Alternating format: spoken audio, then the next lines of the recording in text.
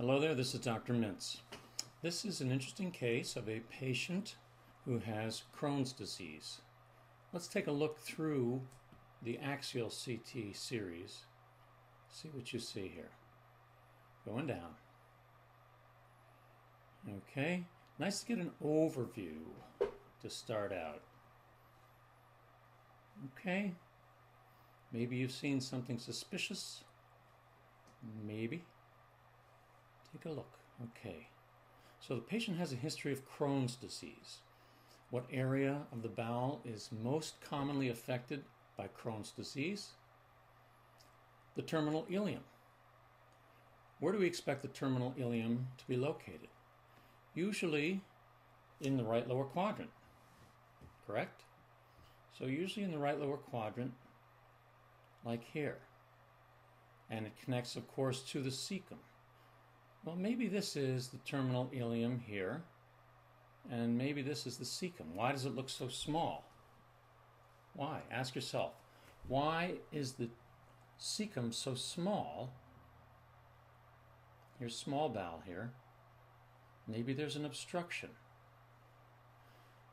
We don't usually think of Crohn's disease causing an obstruction, but because it can narrow the lumen by causing pronounced thickening of the bowel wall, as in this case, let's back up a little bit, and you see what we have here. This is actually small bowel. This is small bowel, and this is small bowel that it connects to, and you can follow that, and it has that particulate air-containing material, which is called small bowel stool sign. And so we follow it back this way now, and then we can follow it over here, and still has a small bowel stool sign. You shouldn't see that in small bowel, and it occurs because the material in the lumen is really very thick. It's not the fluidy type of material we normally have in small bowel, and air cannot get past a level of obstruction very often, so air bubbles accumulate. Okay, and here we still have that somewhat dilated small bowel, in this case a little less pronounced. Okay, so that's dilated small bowel. We have already traced it back and figured out that it is distal small bowel that is affected with the obstruction, and so we're having obstruction and dilatation of small bowel proximal to that, but still for the most part mid to distal small bowel. Where then is the non-dilated small bowel? Take a look. Well, it contains this oral contrast. We made the unpleasant decision for the patient of giving oral contrast because there's a small bowel obstruction. Much of it remains in the stomach, and what has passed into the small bowel, like here, is not moving very quickly, so it's very dense. So what we have are these loops of proximal small bowel, densely opacified, and we have more dilated distal small bowel leading up to the obstruction with this small bowel stool sign. And unlike your typical obstruction secondary to an adhesion, for example, here we see this loop of bowel coming into this structure. Follow that back and becoming very narrow. You see how thickened the walls are here. So we come from a lumen that is quite large and filled with fluid and a mildly thickened wall of the bowel. And we go distally, we follow that a little bit farther distally, and we encounter this structure. And what we have here is a very narrowed, very, very narrowed lumen that hardly air can squeak through, which is pretty uncommon in terms of a small bowel obstruction. So here's the lumen. Here you have a very, very thick wall of the terminal ileum. Remember, terminal ileum is the area of small bowel most commonly affected by Crohn's disease, and then that in turn should lead to the right colon. Well, we figured out, well, maybe this is right colon here. Why is it so small? Well, if you have a small bowel obstruction, small bowel proximal to the obstruction gets this appearance of small bowel stool or debris with air. Obstruction also produces a decrease in the size of bowel distal to the obstruction. And in this case, since it's terminal ileum, which is the location of obstruction, it is the right colon here, which ordinarily is large bowel, but in this case, it's small, small, small. Look how small that right colon is. Why is that?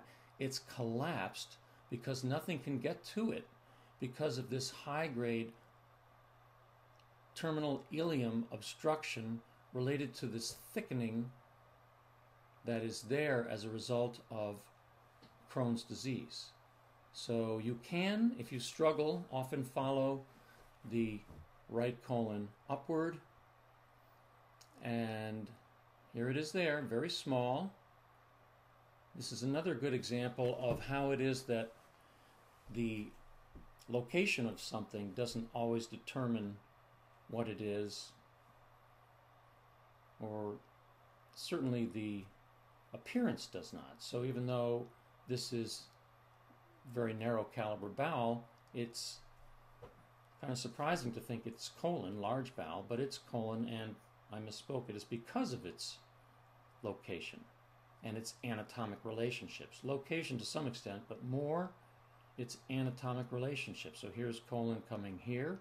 This is the hepatic flexure of the colon. It's collapsed. How can we tell it from small bowel? Well, the small bowel is obstructed, so the oral contrast is still present in the very proximal small bowel. Okay, and then following it from there may be a little difficult. This may actually be part of that colon coming across. Oh no, it looks like it's here. Then we come up to the splenic flexure. See that? Splenic flexure. Then you come down. Well, this is left colon right here, believe it or not. That little fuzzy thing. Here's spleen. That's left colon. All right, so if we follow it down, that should be left colon. Yeah, it's collapsed. See, that's what exists. That's what exists in this anatomy. So if you know this is small bowel, and you do because it's filled with oral contrast and the patient has obstruction, and you see this lump of tissue there, and you say, I have no idea what that could be, you have to think about anatomic relationships. Where is it? It's in the left lateral abdomen, posteriorly positioned, and that's a location where fluid can accumulate, and that fluid accumulates in what is called the paracolic gutter. So this is colon, and sure enough, there's a little bit of air that proves my point, and if we follow it farther and farther distally, this is it now too. Now, so this is small bowel, and here's left colon making a turn toward the sigmoid colon. Oh my goodness, look at that. What does that tell you? It tells you that this is a very, very high grade small bowel obstruction. Very high grade, because the colon looks like a shoestring. And I guess that's sigmoid colon there. It's flat. Okay, now we have a little bit of air in it. And oh, it looks like it's coming over this way now. Oh yes, it is. And so here you only have a little distension because there's some stool in the distal sigmoid colon and probably a little bit in the rectum. No, not even. So just a little bit in the sigmoid colon, and then the sigmoid colon goes up and connects with the rectum here. The rectum then descends, and in this case, the rectum is also empty. It's not uncommon when you have an obstruction that the entire bowel increases its peristalsis in an attempt to move material through the obstructed level. That's one of the reasons that it can cause so much pain. The effect that it produces from an imaging standpoint is the bowel that is distal to the obstruction readily gets cleared out. So it doesn't just increase peristalsis proximal to the small bowel, it increases peristalsis throughout the bowel. Therefore, the bowel distal to the obstruction gets cleared, and that's what we're seeing here for the most part. That's why the colon is so diffusely small. So now we have a nice coronal image that may paint this picture a little more clearly for you. Aha, look at that. See how things can fall together when you have a coronal view. It's not the first one I would go to, but after struggling through the loops and loop-de-loops and bowel channels and such and whatnot on the axial images, this will often tie things together and give you a big picture of a distal obstruction right here.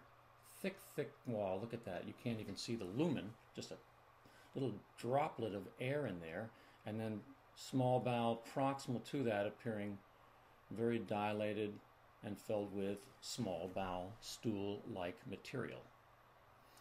So here you have then a case of Crohn's disease with a distal small bowel obstruction secondary to severe involvement of the terminal ileum, and interestingly, a nearly completely collapsed large bowel.